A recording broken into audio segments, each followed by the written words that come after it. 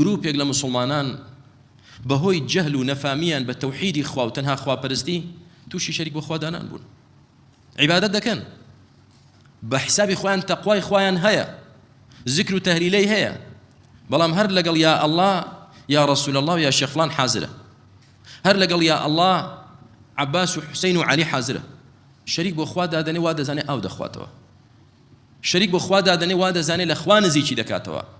بۆ الجهل نەفامە، فێری تەوحید نەبووە، نازانێت تەوحید و تەنها خواپەرستی چییە، لە مانای قل هو الله ئەحەد نەگەیشتووە. دڵە قل هو الله ئەحەد، خوا تاکو تەنهایە، بەڵام بە تاکو تەنهایی نایپەرستێ. اعتقادی وانیە کە ڕوو بکاتە خوا و هانە بۆ خوا بەرێت، خوا کافی بێ، حەسبی بێت، خوای گەورە بەس بێ بۆی. نا کاکە ناکرێ، ئێمە تاوانبارین، ئێمە گوناهبارین، دەبێ واستەت هەبێ.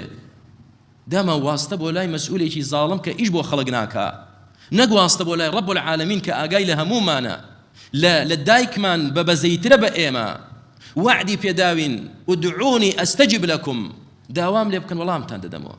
پەروەردگار خۆی وعدی داوە، داوای لێ بکە لێی بپاڕێنەوە وەڵامت دەداتەوە. ئێستا تۆ ئەو واستەیەت بۆ چییە؟ خەڵکانێک دەکەیتە واستە و دەیانکەیت بە شەریکی خوا و لەگەڵ خوای گەورە هانایان بۆ دەبیت و هاواریان دەکەیت.